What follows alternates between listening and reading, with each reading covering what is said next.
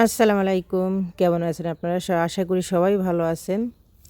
নিয়ে আসলাম আপনাদের মাঝে সন্ধ্যার বা বিকেলের একটা নাস্তার একটা রেসিপি। এটা সন্ধ্যার রেসিপি, খুব দারুণ একটা রেসিপি। আলু দিয়ে আমি কিভাবে রেসিপিটা বানাই, কিভাবে পটেটো দিয়ে রেসিপিটা বানাই, আশা করি প্রথম থেকে শেষ পর্যন্ত দেখবেন এবং আমার সাথে থাকবেন।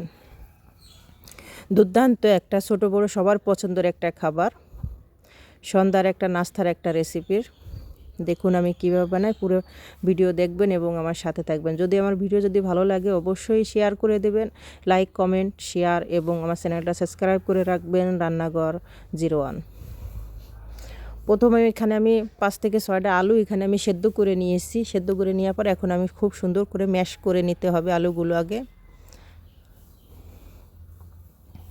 অবশ্যই খুব সুন্দর করে আলুগুলো সেদ্ধ করতে হবে। দেখুন আমি ম্যাশ করা হয়ে গেছে। আমি একদম ধ্যানতে ভর্তার মতন, যেটা এক কথা হচ্ছে ভর্তা বানাই নেবেন। এখানে আমি ব্রেড নিয়েছি। আপনাদের ঘরে কিন্তু সবসময় আপনারা রুটি খান, পাউরুটি খান, ঘরে কিন্তু ব্রেড অ্যাভেলেবেল থাকে পুরো, এবং দেখা যায় কত সময় খায় না। সেই ব্রেডগুলো কিন্তু আমি এখানে ব্যবহার করেছি। আমার ঘরে ছিল, আমি কিছু ব্যবহার করেছি, 4 থেকে 5 পিসের মতন আমি এখানে ব্রেড ব্যবহার করেছি। এখন আমি আলু এবং ব্রেড দুটোই এখন সুন্দর করে আমি এখানে মানে চেটকাই বলেন, যেটা বলেন হাতের সাহায্য বলেন, চামচের সাহায্য করেন, সুন্দর করে এখানে মাখায় নিতে হবে। দেখুন আমার মাখানো হয়ে গেছে। এখন আমি কিছু মশলা এখানে অ্যাড করব। রাঁধুনি, যেটাকে রাঁধুনি কিন্তু এই ইসের ভিতরে যদি নেক্সটগুলোর ভিতরে যদি দেওয়া যায়, রাঁধুনি এবং সাদা তেল, খুব সুন্দর কিন্তু একটা কম্বিনেশন, সুন্দর কিন্তু একটা ঘ্রাণ আসে। এখানে আমি 1 চামচের মতন জিরে গুঁড়ো দিয়ে দিলাম। তারপরে 1 চামচের মতন এখানে আমি সামান্য পরিমাণ ধনিয়া জিরে সব মিক্স করে সেটাই আমি ব্যবহার করেছি। 1 চামচের মতন এখানে আমি এই যে নেক্সটগুলো আমি ভাজি, সেগুলোর একটা মশলা আমি ব্যবহার করেছি।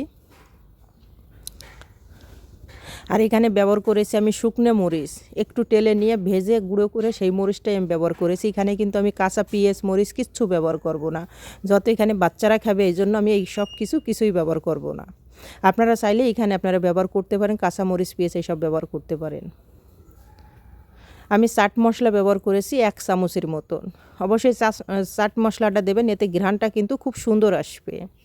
আর আমি এখানে কিন্তু কোনো মরিচের গুঁড়ো এখানে ব্যবহার করি না, আমি কিন্তু এই শূন্য মরিচ টেলে নিয়ে তারপরে আমি ব্যবহার করেছি। এখন দেখেন আমি ছোটো ছোটো করে এখানে আমি লেচি কেটে নিতেছি, ছোটো ছোটো করে। আপনারা চাইলে বড় বড় করতে পারেন লেচি লেচি, আমি সবগুলো এক সাইজের সবগুলো কেটে নিতেছি। আমি কিভাবে কাটতেছি আপনারা অবশ্যই দেখে বুঝতে পারছেন যে আমি কিভাবে কাটতেছি। এখানে কিন্তু এক্সট্রা কোনো মশলার কোনো প্রয়োজন না। জিরা এবং চাট মশলা এবং সামান্য পরিমাণ ধনে টেলে নিয়ে ঢুলে অবশ্যই ব্যবহার করবেন, এতে ঘ্রাণটা কিন্তু খুব সুন্দর আসবে। এখন আমি হাতের সাহায্যে একটু লম্বা টাইপের করে নিয়ে তার ভিতরে আমি এখানে ফ্রেশ যে ময়দা, সেই ময়দার সাথে একটু গলিয়ে নিতেছি ময়দার সাথে। দেখুন আমি একই সাইজের সবগুলো বানিয়ে নিয়েছি এবং আমি এখানে একটা ডিম ব্যবহার করব। দেখুন এটা আমি আরেকটু করে বানাবো। একটা ডিম ব্যবহার করেছি, আমি ডিম দিয়েও ভাজবো, এমনিও ভাজবো। আপনারা যে কোনো পদ্ধতিতে এটা ভাজতে পারেন, তাতে কোনো সমস্যা হবে না। পরিমাণ মতন তেল আমি গরম করতে দিয়ে দিলাম। অবশ্যই গরমটা খুব ভালো হইতে হবে। আমি তার ভিতরে 2 চামচের মতন ঘি ব্যবহার করেছি। ঘি ব্যবহার করলে কি ঘ্রাণটা খুব সুন্দর আসে। দেখুন আমি যেরকম একদম মানে চমচম মিষ্টি সেরকম বানাইছি, একদম উপর দিয়ে আমি একটু ট্যাপ করে নিতে, একটু চ্যাপটা করে নিতেছি, যাতে এটা প্রায় যাতে খুব ভালো আসে। ট্যাপ করে নেওয়ার পর তারপরে এখন আমি ডিমের ভিতর দিয়ে সোজা আমি ফ্রাই করে নিতেছি। সোজা এখন আমি ফ্রাই করে নেব। এতে কিন্তু উপর দিয়েও খুব সুন্দর আসবে আর ভিতরে একদম সফট থাকবে। উপর দিয়ে ক্রিসপি আসবে, ভিতরে একদম সফট থাকবে। আপনারা ডিম ছাড়াও ভাজতে পারেন। আমি এখানে কিন্তু সব প্রকারই ভাজছি, ডিম ছাড়াও ভাজছি, এমনিও ভাজছি।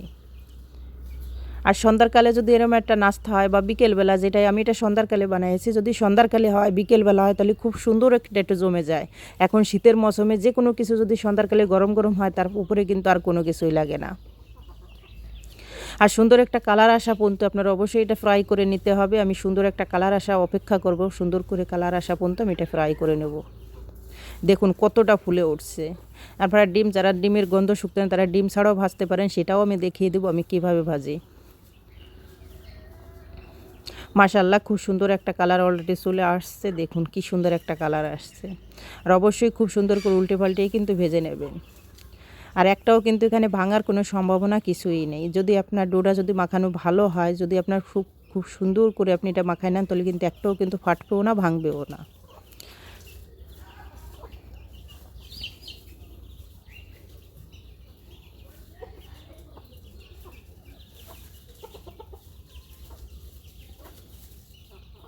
দেখুন আমারটা প্রায় হয়ে আসছে, আমি কিছুক্ষণ পর আর একটু উঠিয়ে নিব। দেখুন খুব মাশাআল্লাহ খুব সুন্দর কালার চলে আসছে অলরেডি। দেখুন কি সুন্দর হয়েছে, আর ফুলে দেখেন তো কতটা টপটুপুর হয়ে গেছে ফুলে। আর উপর থেকে অবশ্যই ক্রিস্পি হবে, ভিতরে কিন্তু একদম নরম হবে। দেখুন আমার হয়ে গেছে, এখন আমি তুলে নিলাম। তেলটা অবশ্যই ঝাড়িয়ে নেবেন। তুলে নিতেছি আমি এক এক করে, সবগুলো আমি তুলে নিতেছি। আর একই পদ্ধতিতে দেখুন আমি আর এক পদ্ধতিতে আমি যেটা খালি ময়দাটা মেখে রাখছিলাম সেইটাও কিন্তু আমি ভেজে আপনাদের দেখাচ্ছি। আপনারা এখানে ডিম ব্যবহার না করতে চাইলে শুধু ময়দাটা যেটা মাখায় রাখবেন ওটাও কিন্তু আপনারা এমনি ভাজতে পারেন। এখানে ডিমের যে প্রয়োজন, ডিমটা দিলে ঘ্রাণটা খুব ভালো আসে, আর আমার কাছে ভালো লাগে, যে জন্য আমি ডিমটাও ভেজেছি এবং তেল ছাড়াও ভাজছি। আমি এক এক করে দেখুন এটাতে আরও সুন্দর কালার আছে, আমি এক এক করে কিন্তু সবগুলোই কিন্তু ভেজে নেব।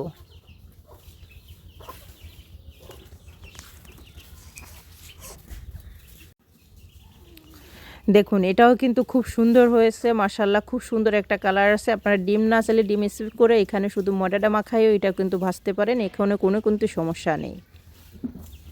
আমি সব পদ্ধতিতে কিন্তু আমি ভেজে নিতেছি এক এক করে, কিন্তু আমি সবগুলোই একই পদ্ধতিতে, মানে আমি বিভিন্ন রকমের কিন্তু আপনাদের ভেজে দেখাচ্ছি যে কোনটা কেমন ভালো হয়। সবগুলোই কিন্তু পারফেক্ট হয়েছে মাশাআল্লাহ, সবগুলোই কিন্তু পারফেক্ট হয়েছে।